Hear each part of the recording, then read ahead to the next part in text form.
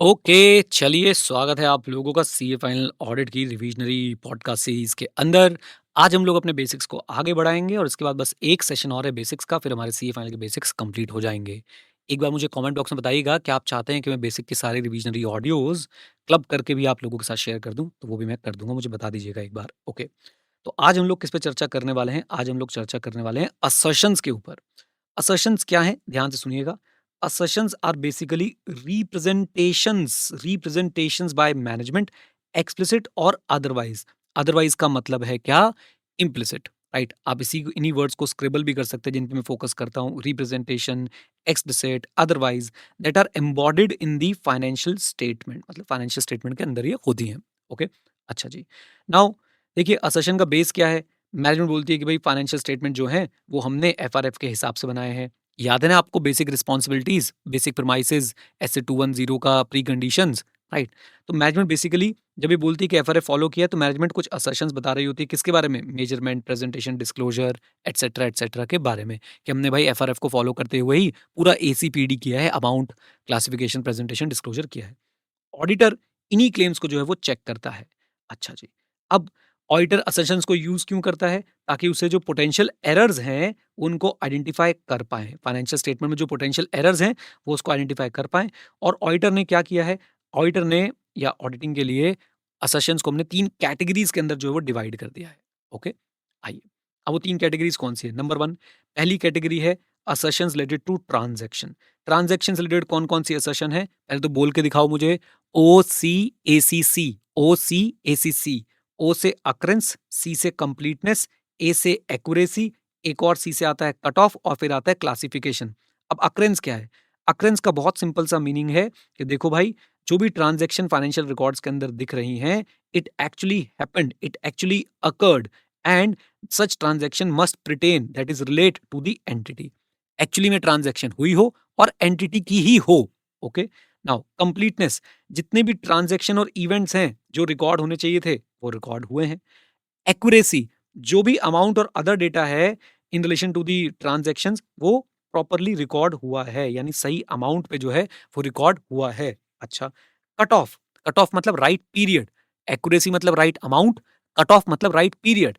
Transaction and events have been recorded in the correct accounting period, सही accounting period के अंदर जो है वो रिकॉर्ड होना चाहिए।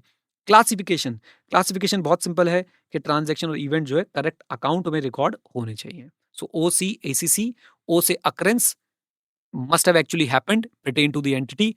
Completeness, that should have been recorded, is recorded. Accuracy, right amount. Cut off, right period. And classification, right account. Okay. Now, assertion related to account balance. पहले short code क्या है? ERCV, existence, rights and obligation, completeness and valuation. Okay. अब ERCV की अगर हम बात करें, existence मतलब कि भाई आपकी एसेट लाइबिलिटी और जो इक्विटी वगैरह जो भी आपने बैलेंस शीट में दिखा रखे, जो भी आपके बैलेंसेस हैं वो एक्चुअली एग्जिस्ट करते हो। राइट्स एंड ऑब्लिगेशन, एंटिटी के पास ही जो है वो राइट होना चाहिए एसेट का, और लाइबिलिटी एंटिटी की ही ऑब्लिगेशन हो। कंप्लीटनेस, जितनी भी एसेट लाइबिलिटी और इक्विटी वगैरह है वो सारे के सारे रिकॉर्डेड होनी चाहिए, कुछ भी स्किप नहीं होनी चाहिए, कुछ भी मिस जो है वो नहीं होना चाहिए। Valuation and allocation, what is valuation and allocation? जितनी भी एसेट लाइबिलिटी इक्विटी इंटरेस्ट वगैरह हैं वो सही अमाउंट पे, राइट अमाउंट पे जो है वो दिखाई गई हो, राइट? और जो भी वैल्यूएशन की एडजस्टमेंट थी, एलोकेशन की एडजस्टमेंट थी, वो प्रॉपर्ली रिकॉर्ड कर ली गई हो। ये हो गया हमारा कौन सी assertions? Assertion related to account balance. Now let's talk about assertion related to presentation and disclosure. OCCA is the short code, OCCA. O से occurrence, rights and obligation, C से कंप्लीटनेस, फिर एक और सी से क्लासिफिकेशन एंड अंडरस्टैंडेबिलिटी, और जो last में ए बच जाता है वो डील करता है किससे? अगेन एक्यूरेसी एंड वैल्यूएशन से। तो सबसे पहले अकरेंस, बहुत सिंपल सी बात है, जितने भी event, transaction, other matter disclosed हैं वो एक्चुअली में अकर हुए हों और एंटिटी से रिलेट करते हों। वो एक्चुअली में अकर हुए हों और एंटिटी से रिलेट करते हों। फिर से बोलता हूं, जितने भी हमारे डिस्क्लोज इवेंट, ट्रांजैक्शन और अदर मैटर्स हैं वो एक्चुअली में अकर हुए हों और एंटिटी से रिलेट करते हों। Now let's talk about completeness. Completeness क्या बोलता है? कंप्लीटनेस मतलब जितने भी डिस्क्लोजर होने चाहिए थे वो सारे होने चाहिए। All disclosure that should have been included are included. Classification and understandability, financial information appropriately presented and described है, डिस्क्लोजर क्लियरली एक्सप्रेस्ड है, एम्बिग्यूटी नहीं होनी चाहिए। और फॉर एग्जाम्पल, आपकी अगर कोई रिलेटेड पार्टी ट्रांजैक्शन है तो भाई एप्रोप्रिएटली क्लासिफाइड हो, डिस्क्लोज्ड हो, क्लियरली डिस्क्लोज्ड हो, उसमें एम्बिग्यूटी कोई ना हो। एक्यूरेसी एंड वैल्यूएशन, जो भी आपके डिस्क्लोजर्स हैं वो सही वैल्यू पे डिस्क्लोज हो। Financial and other information are disclose fairly at appropriate amount, right. For example contingent liability आपने दिखाई है तो सही अमाउंट पे जो है वो होनी चाहिए। आइए, सो ये असर्शंस है एंड फ्लो याद रखिएगा। इन असर्शंस को चेक करते हैं हम लोग और ऑडिट एविडेंस ऑब्टेन करते हैं, और ऑडिट एविडेंस ऑब्टेन करने के भी प्रोसीजर्स हैं, वो भी हमने आज ही पढ़े थे, वो भी रिवाइज कर लेंगे, चिंता मत कीजिए। Now let's talk about audit evidence. Audit evidence क्या है? बहुत सिंपल, इन्फॉर्मेशन जो ऑडिटर यूज करता है टू अराइव एट कंक्लूजन, जिसके बेसिस पे वो अपना ओपिनियन बनाता है। Information used by auditor in arriving at the conclusion on which the auditors opinion is based. Audit evidence में दोनों चीजें आती हैं, वो इन्फॉर्मेशन जो अकाउंटिंग रिकॉर्ड्स के अंदर है, और साथ साथ में वो इन्फॉर्मेशन भी जो अदर इन्फॉर्मेशन की कैटेगरी में आती है। तो आप ऐसे बोल लीजिए accounting records and other information, दोनों चीजें जो हैं आपके लिए ऑडिट एविडेंस के अंदर आती है। अच्छा, अकाउंटिंग रिकॉर्ड्स में क्या क्या आता है ये भी सुन लीजिए। अकाउंटिंग रिकॉर्ड्स में आपकी इनिशियल अकाउंटिंग एंट्रीज के रिकॉर्ड्स, उनको सपोर्ट करने वाले documents, invoices, contracts, ledger, journal entry, adjustment etcetera, और साथ साथ में वर्कशीट, स्प्रेडशीट जो बनाए गए हैं कॉस्ट एलोकेशन के लिए, कंप्यूटेशन के लिए, रिकंसिलेशन के लिए, डिस्क्लोजर्स के लिए। मैं फिर से रिपीट करता हूँ, अकाउंटिंग रिकॉर्ड्स में क्या क्या आता है? Record of initial accounting entries, invoices, contracts, ledger, journal entries and adjustment to financial statement. साथ साथ में वर्कशीट एंड स्प्रेडशीट्स वगैरह भी आती हैं आपकी। अदर इन्फॉर्मेशन क्या है?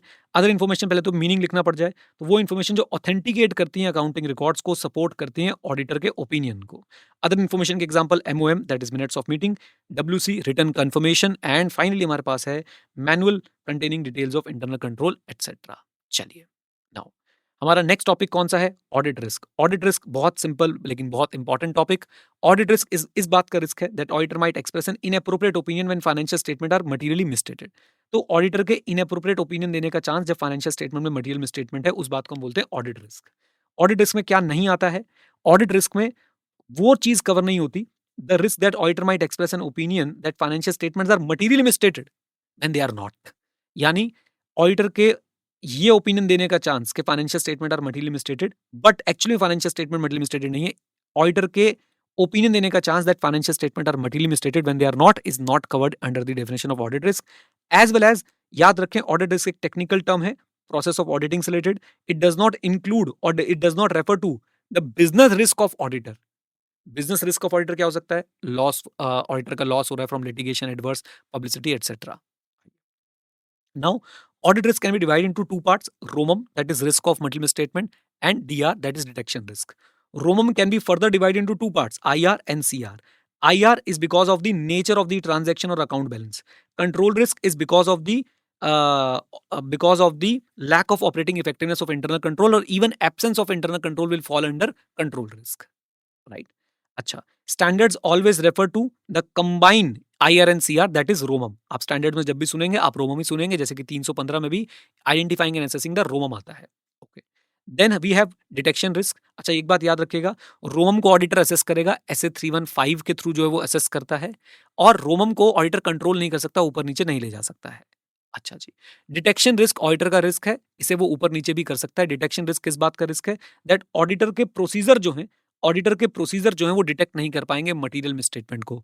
Auditors procedure will not be able to detect the material misstatement. Okay, auditor के प्रोसीजर जो है डिटेक्ट नहीं कर पाएंगे मटीरियल मिसस्टेटमेंट को।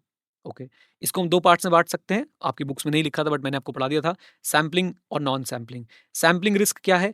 दैट ऑडिटर का कंक्लूजन जो सैंपल के बेसिस पे निकला है वो अलग होता अगर हम सारे प्रोसेस जो है पूरी पॉपुलेशन पे लगाते।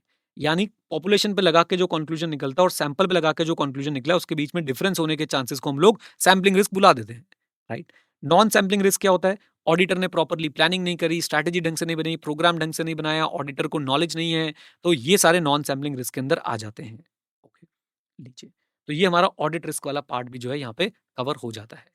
फिर हमने आज और क्या पढ़ा था? हमने पढ़ा था audit procedure to obtain audit evidence. उसमें क्या आता था? AEIOU, reperform an external confirmation.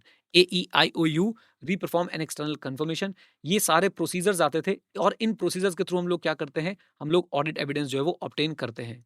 अब ये क्या है? AEIOU, reperform an external confirmation. So A for analytical procedure. Analytical procedures में क्या है? हम लोग पहले भी पढ़ चुके हैं एनालिटिकल प्रोसीजर्स क्या होते हैं, जब मैं आपको बेसिक बता रहा था। तो एनालिटिकल प्रोसीजर बेसिकली डील करते हैं किससे? Evaluation of financial information through analysis of plausible relationship among financial and non financial data. It also includes investigation of identified fluctuations, relationship that are inconsistent और other information which is inconsistent with the records. Okay, अच्छा जी। अब analytical procedure मैंने आपको कई बार बताया है, analytical procedure एक स्विस नाइफ है। ये रिस्क असेसमेंट में भी यूज होगा, ये सब्सटैंटिव प्रोसीजर के टाइम पे भी यूज होगा, और ये आपका फाइनलाइजेशन के टाइम पे भी यूज होने वाला है।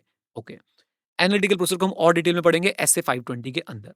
नाउ ए के बाद ई से मैं हमेशा बोलता हूं इंस्पेक्शन, सॉरी ई से मैं हमेशा बोलता हूं इंक्वायरी।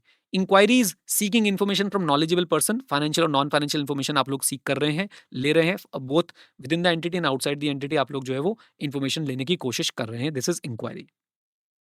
ओके, फिर आई क्या है? Inspection. Inspection is all about examining the documents and examining the physical assets etcetera. Okay, AEIO, ओ है observation, witnessing a process which is being carried out by others, for example JCB की खुदाई देखना। Okay, हमने class में discuss किया था, अच्छा ठीक है। Basically physical inventory count management कर रही है, आप लोग बैठ के ऑब्जर्व कर रहे हैं कि वो उस ढंग से कर रही है कि नहीं कर रही है। AEIOU, यू इज रिकैलकुलेशन, हमारे यहाँ ऐसा ही होता है, रिकैलकुलेशन। तो यहाँ पे आप लोग मैथमेटिकल एक्यूरेसी चेक करते हैं। एंड देन वी हैव री परफॉर्मेंस। री performance is independent execution of the procedure और कंट्रोल। ओके, तो AEIOU हो गया, री परफॉर्मेंस हो गया। एक्सटर्नल कंफर्मेशन SA 505 हम लोग पढ़ेंगे। एक्सटर्नल कंफर्मेशन में we get direct return response from a third party, the auditor gets the direct return response from third party. Detail में हम लोग SA 505 में पढ़ेंगे, चिंता मत कीजिएगा बिल्कुल भी, 1% भी। अच्छा जी, आइए, तो ये हमारे प्रोसीजर्स हो गए। अब जरा मैं आपको कुछ बातें बताना चाहता हूँ। इन्हीं प्रोसीजर में से for example analytical procedure, inspection, observation, inquiry, these will be used as risk assessment, these will be used for assessing the risk of material misstatement। इन्हीं प्रोसीजर में से for example inspection, observation, reperformance, these will be used for test of control, and बाकी सारे भी हम लोग sorry और substantive procedure के लिए भी हम लोग यही सारी चीजें यूज करने वाले हैं। All in all I want to say, ये जो 7 बातें ना, AEIOU, री परफॉर्म, एक्सटर्नल कंफर्मेशन एटसेट्रा, ये सारे के सारे प्रोसीजर्स जो हैं वो यूज होते हैं। इसमें से ही कुछ ना कुछ रैप के लिए यूज हो जाएंगे, कुछ ना कुछ टेस्ट ऑफ कंट्रोल के लिए, कुछ ना कुछ सब्सटैंटिव प्रोसीजर के लिए। ओके, अच्छा जी, एक एग्जांपल आपको देता हूं। फॉर एग्जांपल, मैनेजमेंट दिखा रही है बिल्डिंग 10 करोड़, आप उसकी राइट्स एंड ऑब्लिगेशन वाली असर्शन चेक करना चाहते हो, तो आप लोग क्या करोगे? इंस्पेक्शन, आप टाइटल डीड मांगोगे, तो भाई राइट्स एंड ऑब्लिगेशन को आप लोग जो है वो एग्जामिन कर पाओगे। री परफॉर्मेंस क्या होता है? Independent execution of the procedure और कंट्रोल। अब आप किसी कंट्रोल की टेस्टिंग कर रहे हो कि भाई ये कंट्रोल ढंग से काम कर रहा है कि नहीं कर रहा है, तो आप री परफॉर्म करके देख लोगे, राइट। चलिए, तो ये हो गई हमारी आज की रिवीजन। अब हमारे पास बेसिक्स का एक पार्ट और बचा है, वो हम नेक्स्ट में कवर कर लेंगे। प्लीज़ अपने दोस्तों को, जूनियर्स को edu91.org रेफर कीजिएगा। हम कोई फंडेड ऑर्गेनाइजेशन या एक्वायर्ड ऑर्गेनाइजेशन नहीं है, हमारा सिर्फ एक गोल है कि आपके लिए मेहनत करते रहें। edu91.org पे CA इंटरमीडिएट ऑडिट और CA फाइनल ऑडिटिंग की क्लासेस अवेलेबल हैं, और साथ साथ में mocktestpapers.com पे जाके आप लोग प्रैक्टिस प्लेटफॉर्म और मॉक टेस्ट को भी जो है वो एक्सेस कर सकते हैं। All the best, God bless you.